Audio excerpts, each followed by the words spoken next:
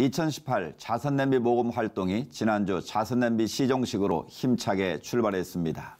오늘 이슈를 보는 창에서는 구세군 자선냄비 곽창희 사무총장 모시고 관련 말씀 나누겠습니다.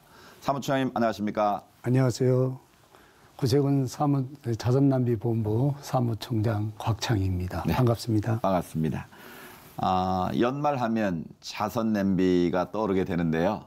지난주 금요일 시정식이 있었습니다. 올해 자선냄비 모금 활동은 어떻게 진행되는지부터 소개해 주시면 좋겠습니다. 네, 지난 11월 31일 광화문 광장에서 자선냄비 시종식이 실시되었습니다. 네. 11월 30일부터 시작된 자선냄비는 12월 31일까지 76개 처소에서 440개의 포스트를 세워서 5만 7천 명의 자원봉사자들이 사랑의 종소리를 울릴 것입니다. 저희들이 집중 모금 기간이 11월 1일부터 2019년 10월 31일까지 목표 금액은 145억을 위해서 사랑의 종소리를 울릴 것입니다. 다양한 모금 활동이 있을 텐데요. 올해만에 모금 특징이 있다면 어떤 게 있을까요? 예, 모금에는 거리 모금, 또 기업 모금, ARS 모금, 또 찾아가는 자선냄비, 또한 물품 후원, 또 고속도로 휴게소 모금 등이 있습니다. 네.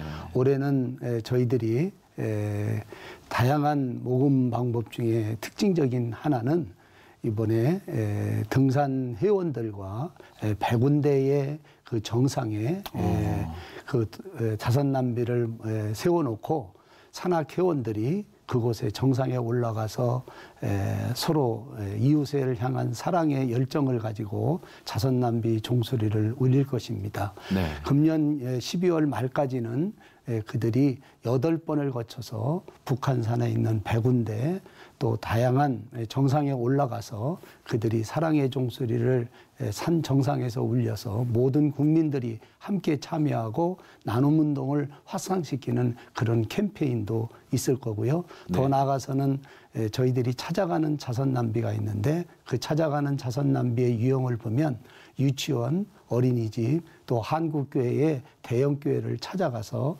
저희들이 모금 활동을 하고 있습니다. 자라난 새싹들에게 어려서부터 나눔교육을 통해서 이 나눔운동이 훗날에 우리에게 나눔의 큰 기틀이 되고자 하는 차원에서 계획을 했고요.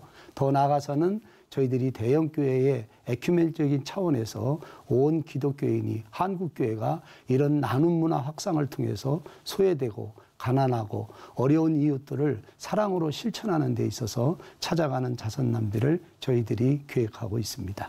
네, 산 정상에서의 나눔 참 특별할 것 같은데요. 자선냄비는 전 세계적으로 거리 모금 활동을 하는 것으로 알고 있는데요.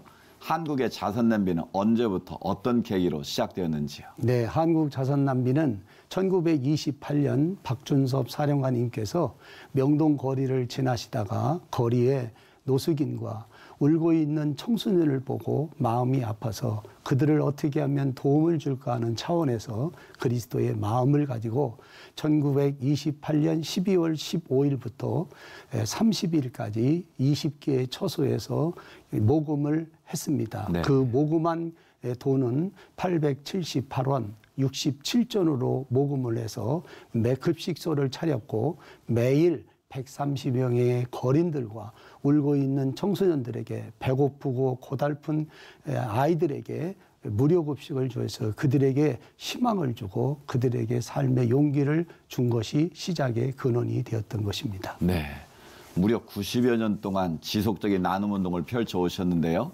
그동안 어려운 이웃들을 보살피고 돌본 분들이 참 많을 것 같은데 어떻습니까? 네, 그렇습니다. 자선냄비를 통해서 90년 동안 많은 소외된 이웃에게 꿈과 또 희망을 주었습니다. 저희들이 모금도 중요하지만 또 사회 계층의 배분도 중요하기에 저희들은 배분의 정책과 배분의 원칙을 가지고 지금까지 해왔습니다.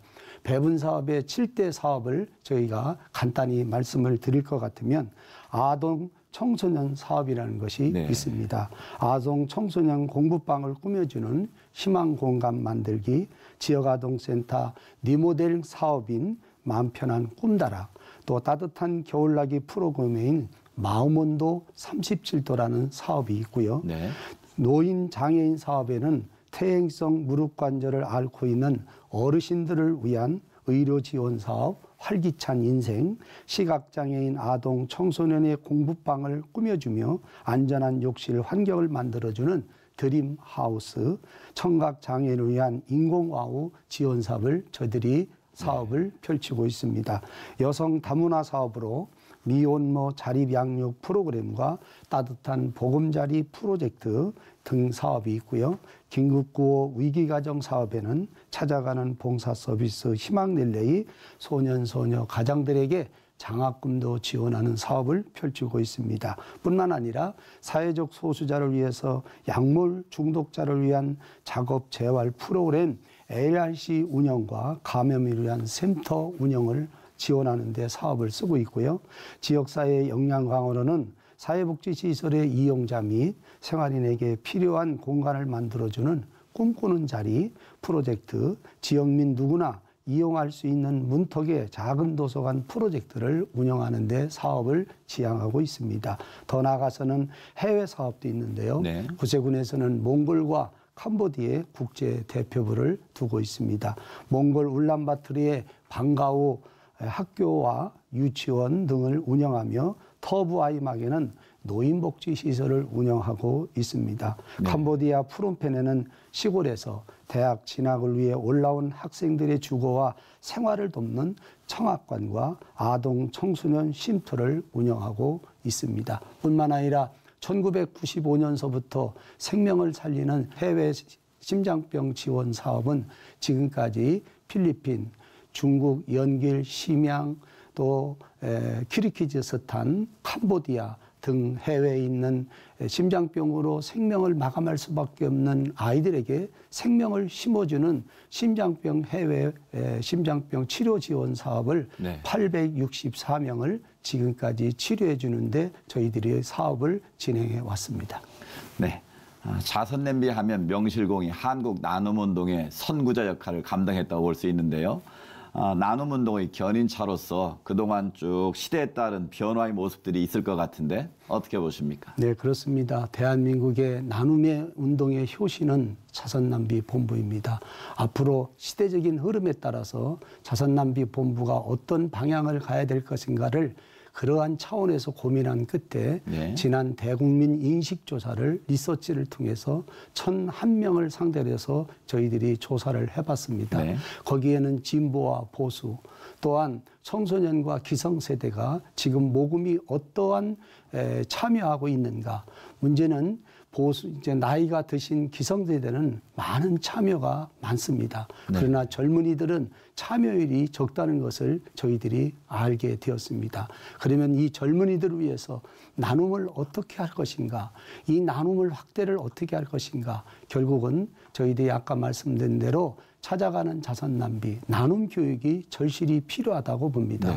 이 젊은이들에게 나눔이라는 교육을 통해서 앞으로 그들이 이 나라의 주인이 됐을 때 나눔 운동을 통해서 나눔 교육을 통해서 확산되고 저변해 된다면 이 사회가 밝은 사회 또 행복한 나라로 만들지 않을까 하는 차원에서 저희들이 기성세대뿐만 아니라 젊은이들을 위해서 나눔 교육이 더 절실하다는 것을 깨닫고 그쪽으로 접근할 계획을 갖고 있습니다. 네. 지속적인 나눔 운동이 확산돼야 하는 이유가 있다면 어디에 있을까요? 예, 구세군은 창립자 정신에 따라서 위로는 하나님을 사랑하고 또 아래는 이웃을 사랑하는 정신을 가지고 지금까지 110년을 다녀왔습니다. 구세군의 미션은 마음은 하나님께, 손깃은 이웃에게. 그 미션에 따라서 저희 구세군 자선남비 본부는 비전을 가지고 지금까지 달려왔습니다. 세상 가장 낮은 곳에 함께하는 따뜻한 나눔. 이러한 핵심 가치를 가지고 저희들이 가치와 정신을 가지고 소외되고 이웃을 향해서 그리스도의 정신을 가지고 저희들이 달려갈 것입니다. 네, 사무총장의 말씀 듣다 보니 아직도 우리 한국 사회가 따뜻한 희망이 있다는 걸 느낄 수 있는데요. 그 이유는 바로 이런 나눔 운동에 적극적으로 참여하는 많은 분들이 있기 때문인데요. 마지막으로 당부와 부탁의 말씀 해주시죠. 예, 구세군 자선남비가 90주년을 지금까지 달려왔습니다. 구세군 자선남비를 이렇게 올 수 있었던 동기와 원인은 훌륭한 이름 모를 또 기부자와 훈훈한 사랑의 마음을 가진 후원자들이라고 저는 생각이 됩니다. 5만여 명의 자원봉사자, 470만 명이 참여하는 자선남비.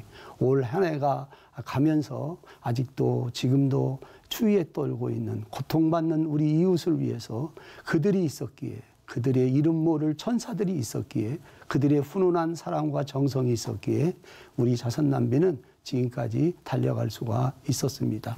지금도 추위에 떨고 있는 이웃들을 위해서 사랑으로 봉사해준 자원봉사자들, 이름 모를 또 천사들, 훈훈한 사랑을 가지고 모금에 참여하는 모든 분들 다시 한번 머리 숙여 깊이 감사를 드립니다. 한 해가 지나가기 전에 우리의 주변을 뒤돌아보면서 소외되고 춥고 헐벗고 굶주린 이웃을 위해서 사랑의 종소리에 모든 국민이 참여한다면 우리 사회는 그리스도의 사랑으로 훈훈한 사회가 될 것을 믿어 의심치 않습니다.